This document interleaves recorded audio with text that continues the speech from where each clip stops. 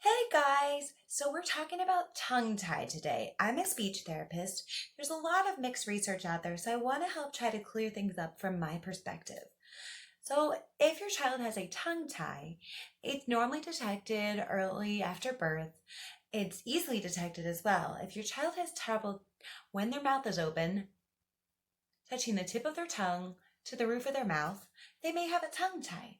Also, if when they stick their tongue out, then you notice it's not protruding as far, and maybe it forms into a heart shape, which I can't show you since I don't have a tongue tie, then they might have a tongue tie.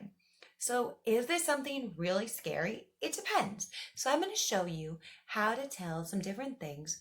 There's a little piece of your tongue. You've probably seen it. It looks like a line. It just connects the tongue from the base, the floor of the mouth to the tongue. Your tongue is the moving part of your mouth. So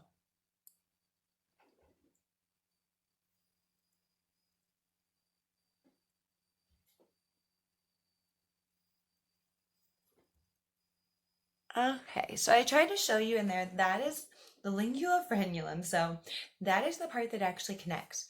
So in a person that their tongue is tied, that may be shorter or maybe partially or fully fused all the way to the floor of the mouth. So it could limit the movement of the tongue. So a big concern early on is early feeding problems, especially for breastfeeding moms. This could limit your child's ability to latch for breastfeeding. So that is a concern and something you might notice right away in the doctors. If someone comes to try to help you, a lactation consultant, they might be able to say that may exactly be what's wrong and why your child can't latch. So that's a good indicator. As for speech sounds, yes, there is an impact on speech sounds. Is it something that we can't work with? Not necessarily. It depends on the severity. So the thing we do to make speech sounds is we use our tongue and our mouth shapes. There are a lot of different things that work together to make those sounds sound just perfect. So if there are certain sounds like a T sound, an SH or a TH, R and L, we do really play a factor of the tip of the tongue where it's placed.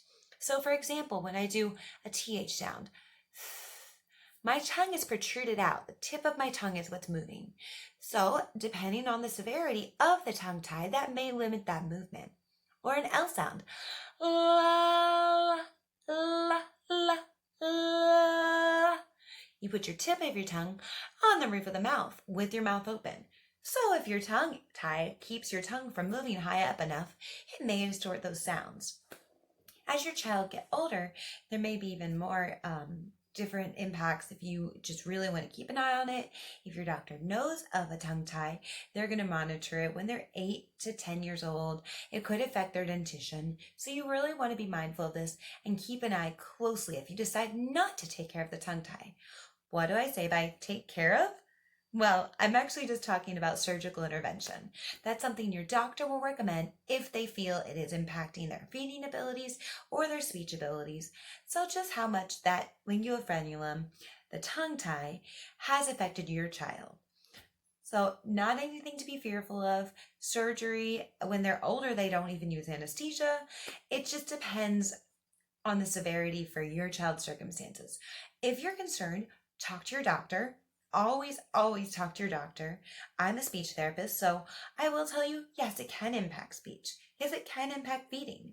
Not just breastfeeding, but for older children, if their tongue movement is limited, they may not be able to move what we call a bolus. So when you chew your foods, that's not going to be effective. But when you chew up the foods, you form this big ball in your mouth called a bolus. And then your tongue is what pushes it back so that you can swallow it. So if their tongue movement is limited, they may not be able to move that bolus back. It can cause problems like choking during meals, or maybe there'll be a buildup of that food in their mouth since the bolus wasn't pushed all the way back, and it could form tooth decay. So really definitely talk to your doctors, find out if the tongue tie is bad and if there's anything they would recommend at this time.